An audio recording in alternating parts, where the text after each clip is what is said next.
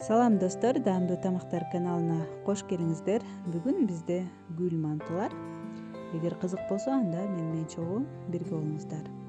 Алгач камырынан баштасак, 300 мг сууга 1 чай кашык туз жана 1 жумуртканы чагып алдым. Ал эми камырды кызыл боекко боеш үчүн 1 чай кашык атайын тамак аштын боегунан коштум. Албетте мында боекту кошпой деле койсок болот.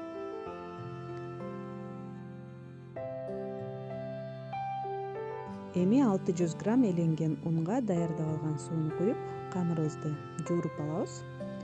Айта кетчү нерсе, боектун ордуна кызылчанын ширесин колдонсо болот. Ширесин сыгып алып, сууга аралаштырып, камыр жуурсак, анда да камырыбыз кызыл боекко боелот. Жууруп алган камырыбызды эми жакшылап илеп, 20 мүнөт тыныктырып коебуз. 20 мүнөттүн ичинде 1-2 жолу илеп алабыз. Ага чейин фаршыбызды даярдап алсак.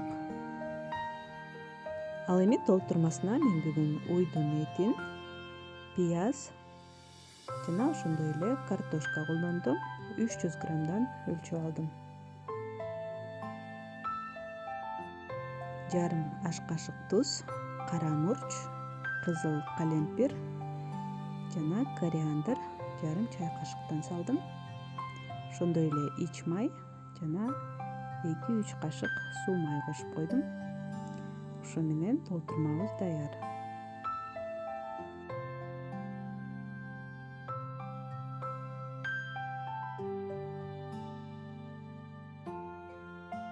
Эми камырыбызды 2ге бөлүп жука жайып алабыз жана түйгөнгө жана кескенге ыңгайлуу болуш үчүн тоголок эмес, тик бурчтуу кылып жайып алсак ыңгайлуу болот.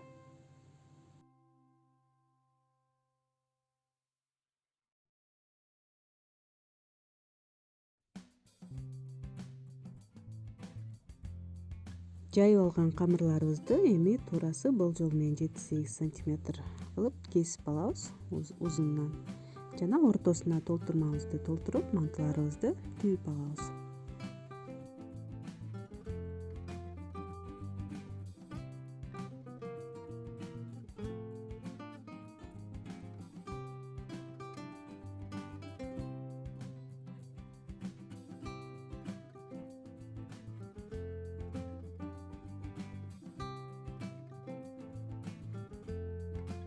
Ал эми камырдын четтери кургап баратса, анда жөн гана суулап койсок жакшы жабышат.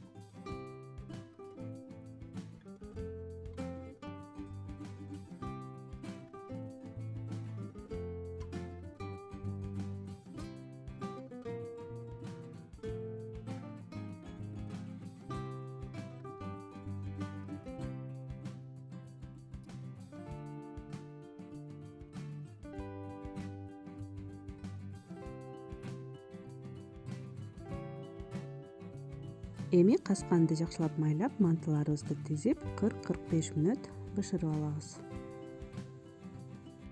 Менин балдарыма мына бүгүн ушундай өзгөчө кызыктуу мантылар болду.